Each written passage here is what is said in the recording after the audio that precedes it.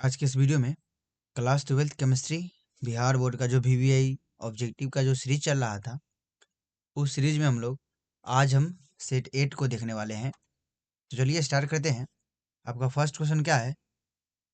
घनीय crystal में ब्रेवे जालकों की संख्या होती है। तो घनीय क्रिस्टल में ब्रेवे जालकों की संख्या बताना है। तो कितनी होती है? तो यह हो जाती है 3। कौन कौन हो जाती है? घनीय का क्रिस्टल जो है वो एससीसी हो जाएगी और बीसीसी हो जाएगी और एफसीसी हो जाएगी।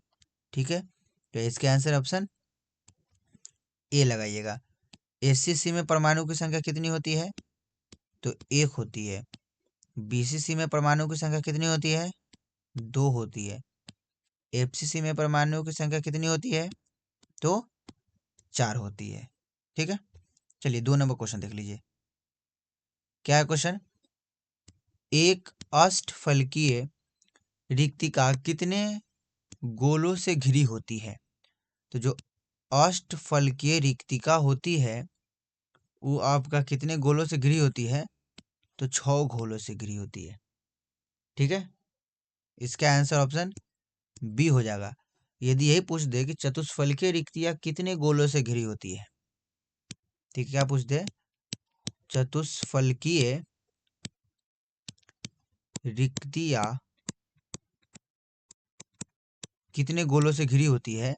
तो आपका हो जाती है 4। ठीक है, 4 गोलों से घिरी होती है।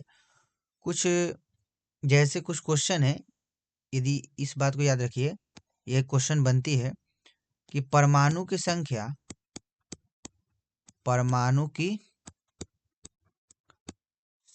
क्या हो, n दिया हो, तो चतुष्फलकीय रिक्ति कितनी होगी? चतुष्फलकीय रिक्ति ये आपका हो जाएगी, चतुष्फलकीय रिक्तियां 2n हो जाएगा। ठीक है, 2 से गुना हो जाएगा परमाणु संख्या में। अष्टफलकीय रिक्तियां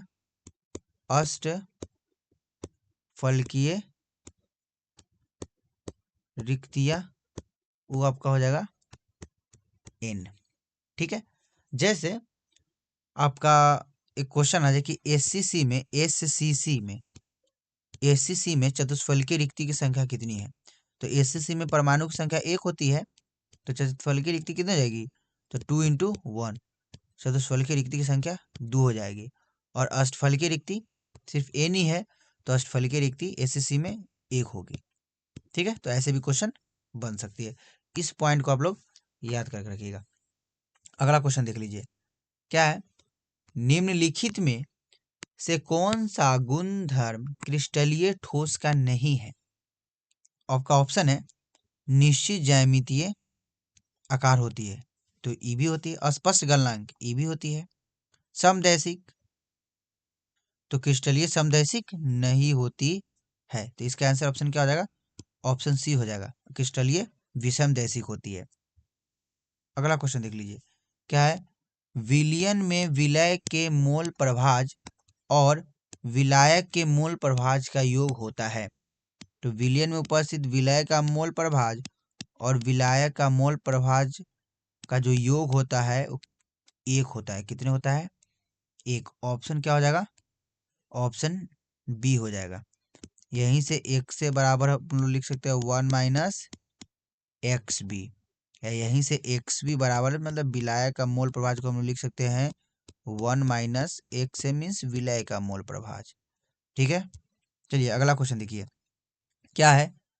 अर्ध पारगम्य झिल्ली से प्रासरण दाब मापने की सर्वोत्तम विधि है।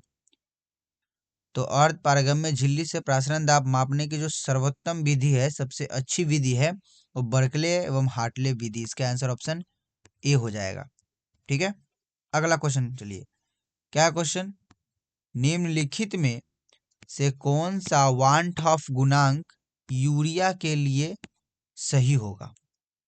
ठीक है, यूरिया का जो फॉर्मूला होता है CONH2 का होल ट्वाइस, यही आपका यूरिया का फॉर्मूला होता है। अब देखिए यूरिया जो होता है ना, इसकी जो वान ऑफ गुणांक होती है, ठीक है, इसकी वांट ऑफ गुणांक होती है वो 1 होती है। ठीक है, ये टूटता नहीं है। तो इसका आंसर क्या हो जाएगा? ऑप्शन ए हो जाएगा। अगला क्वेश्चन देख लीजिए, क्या है? विद्युत अपघट्ट की प्रबलता निर्भर करती है। तो विद्युत अपघट्ट की जो प्रबलता है वो किस पे निर्भर करती है? तो वो जो आपका आंसर हो जाएगा वो आयनीकरण की मात्रा पे निर्भर करती है।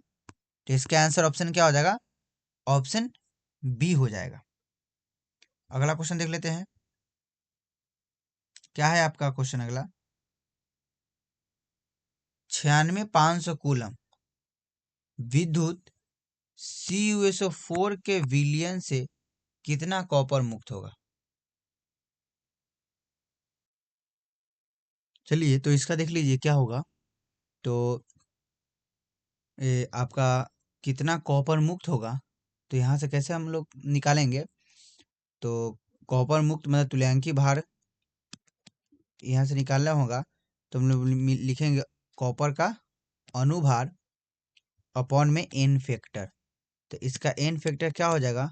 CuSO4 का, तो Cu2+ में से यहाँ से एन फैक्टर कितनी आ जाएगी? 2 आ जाएगी। ठीक है, एन फैक्टर 2 आ जाएगी। तो ई का तुल्यांकी भार इक्वल टू एम का, एम कितना है इसकी? कॉपर की जो द्रव्यमान 63.5 अपॉन में एन, एन फैक्टर कितना आया? 2, भाग दीजिएगा कितना आ जाएगा? तो ये आपका हो जाएगा 31.75। तो इसका आंसर कौन हो जाएगा? ऑप्शन बी हो जाएगा। अगला क्वेश्चन देखिए, क्या है? किसी रासायनिक अभिक्रिया में उत्प्रेरक का कार्य है। तो किसी रासायनिक अभिक्रिया में उत्प्रेरक क्या कार्य करता है? तो सक्रियण ऊर्जा को घटा देता है। इसका आंसर ऑप्शन ए हो जाएगा। अगला क्वेश्चन देखिए, क्या है? प्रथम कोटि की अभिक्रिया का अर्ध आयु काल T½ निर्भर नहीं करता है। तो T½ किस पे निर्भर नहीं करता है? तो देख लीजिए, यही ना होता है T½ इक्वल टू 0.693 अपॉन में के। तो ताप पर, दाब पर, अभिकारक की प्रारंभिक सांद्रता पर, वेग स्थिरांक पर। तो इसका आंसर ऑप्शन सी हो जाएगा 10 का। अभिकारक की प्रारंभिक सांद्रता पर निर्भर क्या है? नहीं करता है। ठीक है, अगला क्वेश्चन देख लीजिए, क्या है? कोलाइडी कणों की टेढ़े मेढ़े मार्ग में गति कहलाती है। मतलब कोई कोलाइडी विलयन है, ठीक है, तो इसके कण टेढ़े मेढ़े जिग जैग गति क्या कहलाती है? इसको हम लोग बोलते हैं ब्राउनी गति। इसका आंसर क्या हो जाएगा? ऑप्शन बी हो जाएगा। अगला क्वेश्चन देखिए, एमल्सीफायर का कार्य क्या है? ठीक है, तो इमल्सीफायर का जो कार्य होता है वो पायस को अस्थाई बनाना होता है। तो इसका आंसर ऑप्शन ए हो जाएगा। अगला क्वेश्चन देख लीजिए, क्या है? वात्य भट्टी में लोहे के ऑक्साइड का अपचयन किसके द्वारा होता है? देखिए, हम जब वात्य भट्टी में हम लोग लोहे के अयस्क को डालते हैं तो उसमें हम उसको कोक को भी डालते हैं। ठीक है, कोक मीन्स कोयला को भी डालते हैं उसको पीस कर। तो आगे जा के कोयला जलता है ऑक्सीजन की अनुपस्थिति में, और कार्बन जो है उस CO बना रहता है, कार्बन मोनोऑक्साइड। यही जो है ये क्या करता है? अपचयित करने में सहायक होता है। ठीक है, ठीक है, अपचयित करता है लोहे को। तो इसका आंसर क्या हो जाएगा? ऑप्शन बी हो जाएगा। ठीक है, वात भट्टी में लोहे के ऑक्साइड को कौन अपचयित करता है? तो CO करता है। ठीक है, कार्बन नहीं, ध्यान में रखिएगा इस बात को। अगला क्वेश्चन क्या है? बॉक्साइड का शुद्धिकरण किस विधि से किया जाता है? तो बॉक्साइड का जो शुद्धिकरण किया जाता है वो निच्छालन विधि से किया जाता है। तो इसका आंसर ऑप्शन बी हो जाएगा। फेन उत्प्लावन विधि की किसका शुद्धिकरण किया जाता है? तो सल्फाइड अयस्क का किया जाता है। सल्फाइड अयस्क का शुद्धिकरण फेन उत्प्लवन विधि से किया जाता है। आगे चुंबकीय पृथक्करण विधि किसका किया जाता है? तो ये आपका जैसे कोई ऐसा अयस्क है जिसमें एक धातु हो और मतलब एक उसमें क्या हो, लौह चुंबकीय हो। ठीक है, जो चुंबक के साथ आकर्षित हो जाए, अशुद्धि या अयस्क दोनों में से कोई एक हो, तो ऐसा इस विधि में हम लोग चुंबकीय पृथक्करण विधि का उपयोग कर देते हैं। आगे देखिए, XeF6 के जल अपघटन से अंतिम उत्पाद प्राप्त होता है। तो XeF6 का हम लोग क्या कराए हैं, जल अपघटन कराते हैं, जो अंतिम उत्पाद बनता है XeO3 प्लस 6HF बनता है। तो इसका आंसर ऑप्शन क्या हो जाएगा, ऑप्शन ए हो जाएगा इसका आंसर। ठीक है, अगला क्वेश्चन देख लीजिए, क्या है, एक्वा रीजिया किसका मिश्रण है। एक्वा रीजिया जिसको हम लोग अम्ल राज भी कहते हैं, इसमें क्या होता है, तो इसमें 3:1 में, मतलब 3:1 में 3HCl होता है, 1 अनुपात में क्या होता है, HNO3 होता है। ठीक है, तो इसका आंसर ऑप्शन क्या हो जाएगा, ऑप्शन ए हो जाएगा। अगला क्वेश्चन देख लीजिए, क्या है, गोताखोरी में श्वसन के लिए ऑक्सीजन के साथ कौन सी गैस मिलाई जाती है। ठीक है, तो जो गोताखोर होती है, जैसे कोई समुद्र के नीचे जाती है अंदर गहराइयों तक, तो उसके टैंक लेके जाती है, तो ऑक्सीजन टैंक में ना, ऑक्सीजन टैंक में हम लोग हीलियम को मिलाते हैं। ठीक है, तो इसका आंसर ऑप्शन बी हो जाएगा। अगला क्वेश्चन देख लीजिए, क्या है, निम्नलिखित में से कौन सा आयन प्रतिचुंबकीय है। ठीक है, कौन सा आयन क्या है, प्रतिचुंबकीय है। तो इसका आंसर आपका क्या हो जाएगा, प्रतिचुंबकीय जो होता है Ti4+, इसका आंसर ऑप्शन सी हो जाएगा। प्रतिचुंबकीय हम लोग किसको कह देते हैं, इसको ध्यान में रखिए।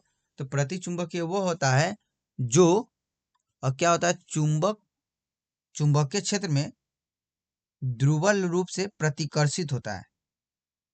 क्या होता है, चुंबकीय क्षेत्र में ध्रुवल रूप से प्रतिकर्षित होता है, तो उसको हम लोग क्या बोलते हैं, प्रतिचुंबकीय बोलते हैं।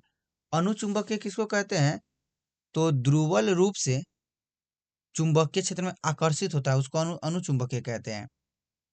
ठीक है, अब आप केमिस्ट्री से इसको कैसे, कौन प्रतिचुंबकीय है कौन अनुचुंबकीय है, ई कैसे निकालिएगा। देखिए, प्रतिचुंबकीय वह आयन होता है यदि उसमें कोई अयुग्मित इलेक्ट्रॉन न हो।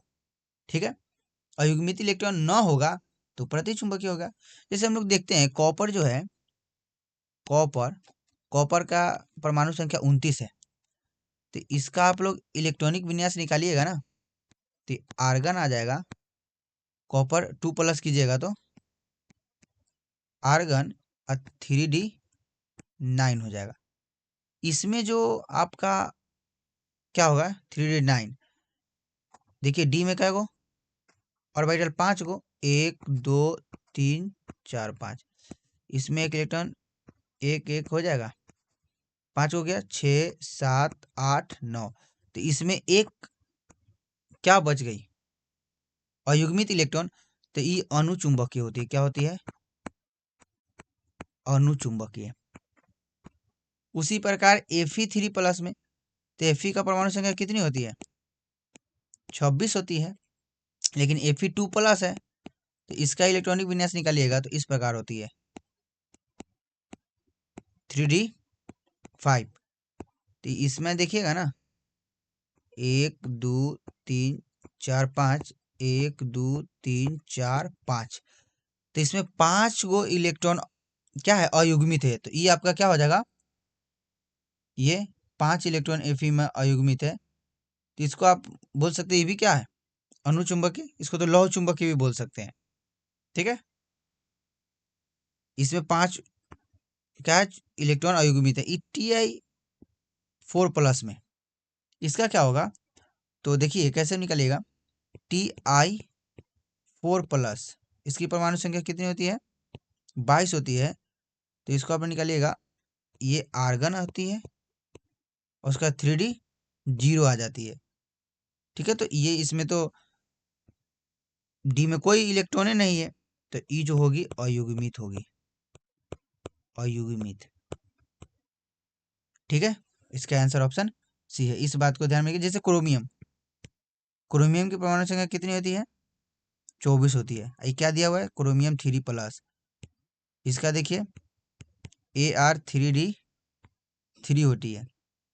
तो कहने का मतलब डी में ये क्या गो है? 3 गो इलेक्ट्रॉन, 1 2 3, 3 गो इलेक्ट्रॉन क्या है? अयुग्मित है। तो इस कारण से ये भी कैसा होगा? ये भी आपका अनुचुंबकीय होगा। ठीक है, इस बात को ध्यान में रखना है। मतलब प्रतिचुंबकीय वही होगा जिसके डी ऑर्बिटल जिसमें डी ऑर्बिटल में अयुग्मित इलेक्ट्रॉन न हो। ठीक है, चलिए अगला क्वेश्चन देख लेते हैं। क्या है? उदासीन लिगेंड का उदाहरण है। उदासीन लिगेंड का उदाहरण है, देखिए Cn- ये ऋणात्मक लिगेंड है, Cl- ये भी ऋणात्मक लिगेंड है, OH- ये भी ऋणात्मक लिगेंड है। तो इसका आंसर ऑप्शन सी हो जाएगा। CO कार्बोनिल एक क्या हिस्सा है? उदासीन लिगेंड है, उदासीन लिगेंड। ठीक है, चलिए अगला क्वेश्चन देखिए। क्या है? K3Fe(C2O4) में आयरन की उप सहसंयोजन संख्या है, समन्वय संख्या आपको पूछा गया है। तो देखिए लिगेंड की संख्या को ही हम लोग देखते हैं। तो लिगेंड क्या गो यहाँ पे है? 3 गो। ठीक है, और उसका गुना कराते हैं। C2O4 कैसा लिगेंड है? मोनोडेंटेड है या बाइडेंटेड है? तो ये आपका क्या डेंटेड है? बाइडेंटेड है। तो यहाँ पे 2 हो जाएगा, तो 3 दूनी 6। तो इसकी समन्वय संख्या कितनी होगी? 6 हो जाएगी। ठीक है, अगला क्वेश्चन देख लीजिए। क्या है?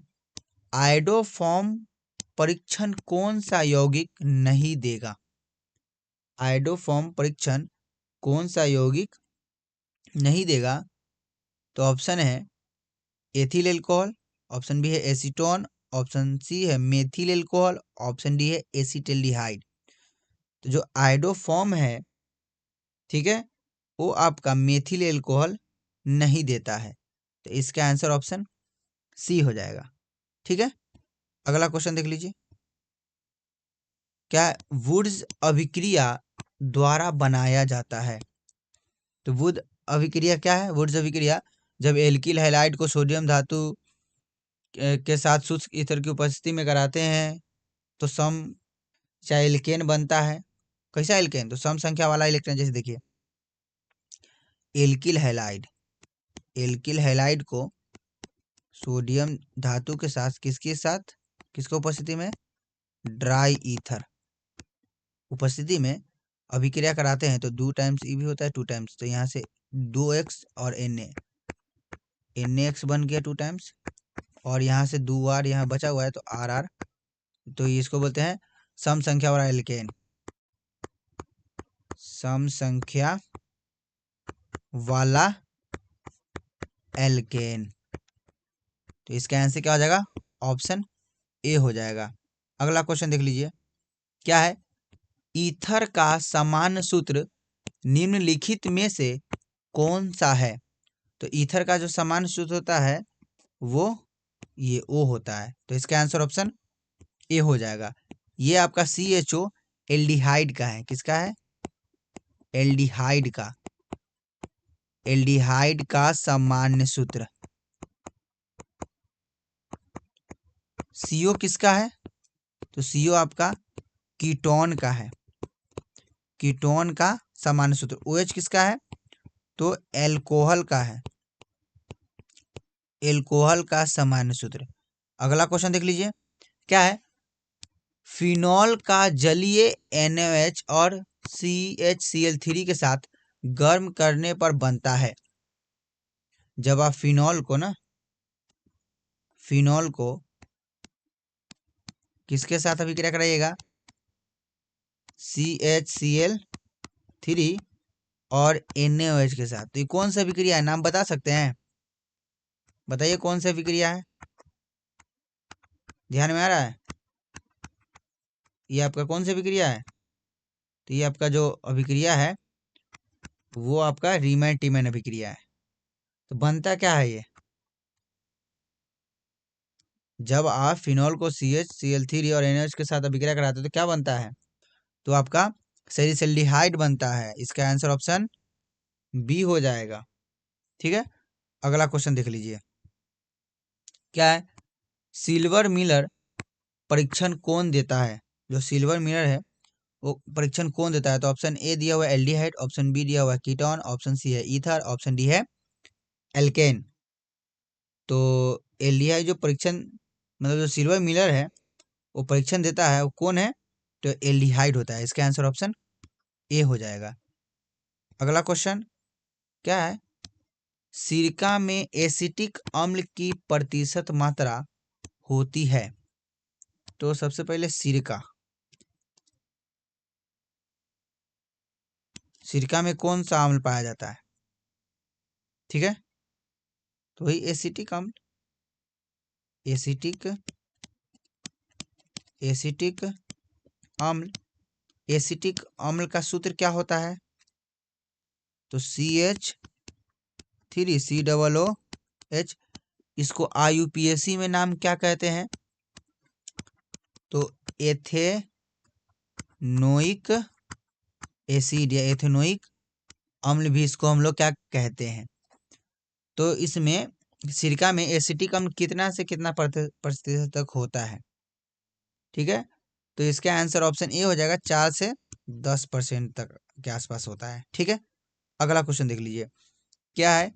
एनिलीन की अभिक्रिया जब NaNO2 HCl से 0.5 डिग्री सेंटीग्रेड पर कराते हैं तो क्या बनता है? देखिए, जब आप एनिलीन की अभिक्रिया कराइएगा NH2 एनिलीन की अभिक्रिया कराइएगा किसके साथ? तो NaNO2 और HCl। 0 से 5 डिग्री क्या रहेगा? 0 से 5 डिग्री टेम्परेचर रहेगा। तो क्या बनेगा? तो ये आपका जो बनेगा वो बेंजीन डाइओजेनियम बन जाएगा। ठीक है, N2Cl, इसको बोलते हैं बेंजीन डाइओजेनियम क्लोराइड। ऑप्शन क्या हो जाएगा? ऑप्शन बी हो जाएगा। ठीक है, अगला क्वेश्चन देख लीजिए। क्या है? निम्नलिखित में से कौन सा बहुलक जैव निम्नीकरणीय है? तो देखिए, जैव निम्नीकरणीय सेल्यूलोज है, हो जाएगा। इसका आंसर ऑप्शन बी हो जाएगा। अगला क्वेश्चन देख लीजिए। क्या है? स्टार्च का जल अपघटन कराने पर अंत में प्राप्त होता है? तो जब स्टार्च का जल अपघटन कराइएगा तो n टाइम्स ग्लूकोज ही देता है। तो इसका आंसर ऑप्शन क्या हो जाएगा?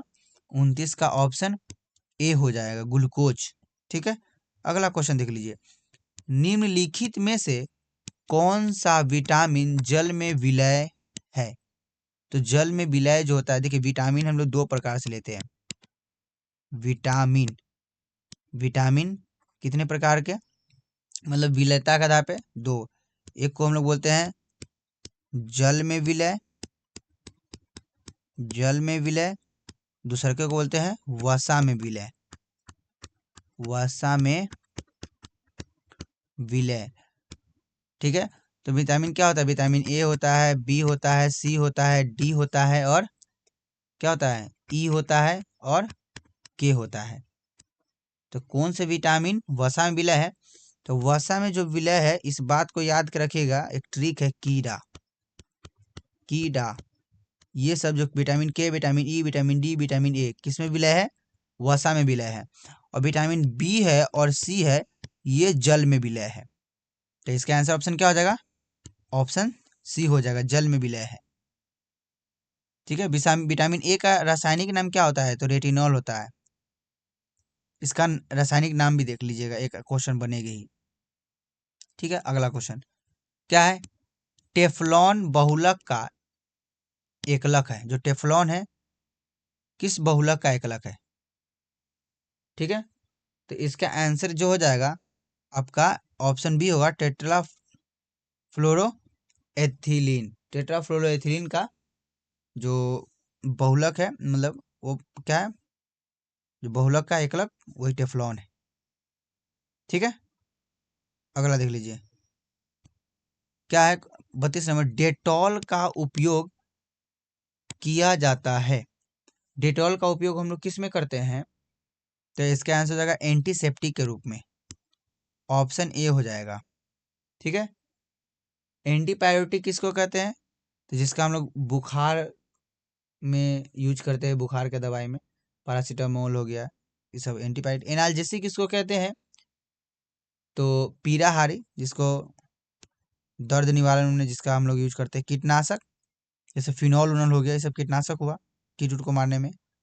अगला क्वेश्चन देख लीजिए क्या है, वे पदार्थ जो शरीर के दर्द को दूर करता है क्या कहलाते हैं। अभी देखें, शरीर के दर्द को दूर करता है या पीड़ाहारी, उसी को तो हम लोग क्या बोलते हैं, एनाल्जेसिक कहते हैं। ठीक है, प्रशांतक क्या होता है,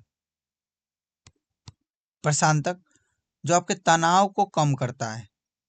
ठीक है, जैसे आप डिप्रेशन में हैं, वैसा दवाई है जो डिप्रेशन को से आपको दूर ले जाता है, डिप्रेशन को कम कर देता है, तो उसको हम लोग प्रशांतक कहते हैं। ठीक है, अगला क्वेश्चन क्या है, H3PO2 की क्षारकता है, तो H3PO2 तो इसमें क्या करते थे, तो हम P के साथ एक ऑक्सीजन को रहने देते थे, और अब देखिए जितना OH बन जाएगा जोड़ दीजिए, तो यहाँ कितना ऑक्सीजन बचा, एक, यहाँ हाइड्रोजन 3 है, तो कितना OH बनेगा, एक OH इधर से, एक हाइड्रोजन और एक हाइड्रोजन। देखिए यही स्ट्रक्चर होता है। तो इसमें H3PO2 में कई गो OH है, तो एक OH है, तो इसकी क्षारकता कितनी हो जाएगी, एक हो जाएगी, तो इसका आंसर ऑप्शन ए हो जाएगा। अगला क्वेश्चन, मोलरता और ताप के बीच क्या संबंध है, तो मोलरता और जो ताप है उसके बीच क्या संबंध है, तो मोलरता का ही फॉर्मूला होता है प्रति एकांक आयतन में उपस्थित विलय की मोलों की संख्या को मोलरता कहते हैं। मतलब यहाँ पे देखिए जस्ट क्या है, व्युत्क्रमानुपाती है, तो यहाँ कहने का मतलब जब आप ताप को बढ़ाते हैं तो जो द्रव का जो आयतन होता है वो क्या होता है, बढ़ता है। तो जैसे आयतन को बढ़ाइएगा, नीचे वाले पार्ट को बढ़ाइएगा, तो मोलरता का जो वैल्यू है वो क्या होगा, घटेगा। ठीक है, तो देख लीजिए ताप बढ़ाने पर मोलरता घटती है, ताप बढ़ाने पर मोलरता घटती है, ऑप्शन बी है ताप बढ़ाने पर मोलरता बढ़ती है। ये दोनों में से तो कोई आंसर होगा नहीं, यही दोनों में से आंसर होगा। अब देखिए कौन सा होगा, तो यहाँ पे ध्यान में रखना है क्या कि मोलरता और ताप के बीच क्या संबंध है, तो जैसे जैसे आप ताप को बढ़ाइएगा तो आयतन बढ़ेगी और नीचे वाला वैल्यू बढ़ेगी, तो मोलरता घटेगी। तो ताप बढ़ाने पर मोलरता घटती है, इसका आंसर ऑप्शन ए हो जाएगा। ठीक है, तो चलिए आज का हमारा सेट समाप्त हुआ। पीछे जो वीडियो बना है आप उस वीडियो को नहीं देखे हैं, तो इसी वीडियो के डिस्क्रिप्शन में उस पूरे टोटल वीडियो का प्लेलिस्ट का लिंक मिल जाएगा, आप वहां से देख सकते हैं। तो चलिए इस वीडियो में हम लोग इतना ही तक रहने देते हैं। वीडियो देखने के लिए धन्यवाद।